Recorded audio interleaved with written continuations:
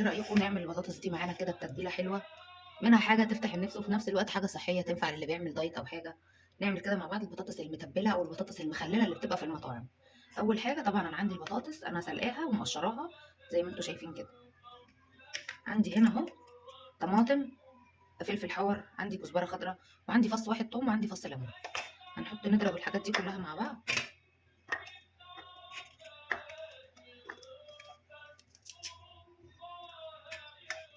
التوابل بقى بتاعت البطاطس دي ايه؟ رشه كزبره ناشفه،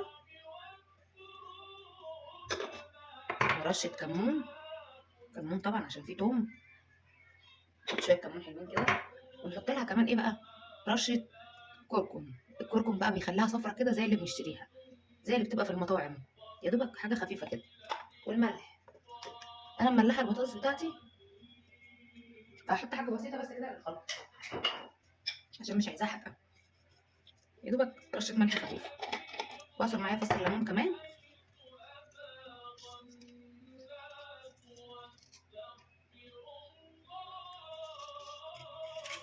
نضرب بقى الحاجات الحلوه دي مع بعض.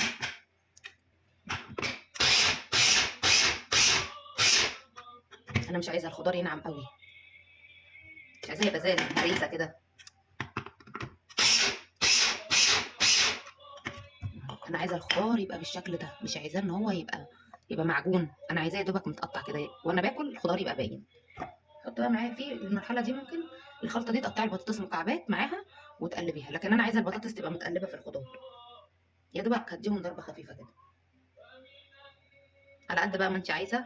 انا هعمل طبق صغير على قدي، بدل ما اكل عيش يبقى دي كده ايه، حاجه صحيه وفي نفس الوقت حاجه تفتح النفس، بدل ما احنا كلنا واخدين فكره عن ان الدايت اكل كله اكل عيانين وحاجه تسد النفس، لا دي حاجه كده حلوه.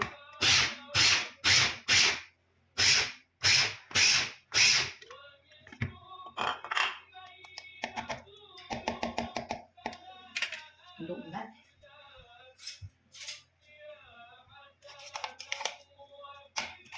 نفسي تشموا معايا الريحه، بجد حاجه جميله قوي. ندوق ملحها، فظيعه، بجد فظيعه. اللي بيعمل رجيم، مش اي حد ماشي على نظام رجيم، يجرب الوصفه بتاعتي دي.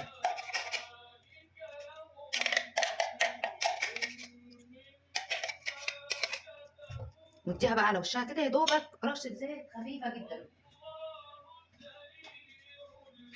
رشه كده يا دوبك ايه، تلميعه كده، حاجه بسيطه جدا.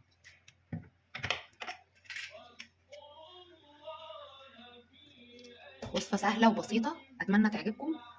والله لو حد بقى ما بيعملش رجيم عادي ياكلها بعيش، انا هستكفى بيها كده ومعاها البيض المسلوق بس وكده. اتمنى تجربوا الوصفه بتاعتي.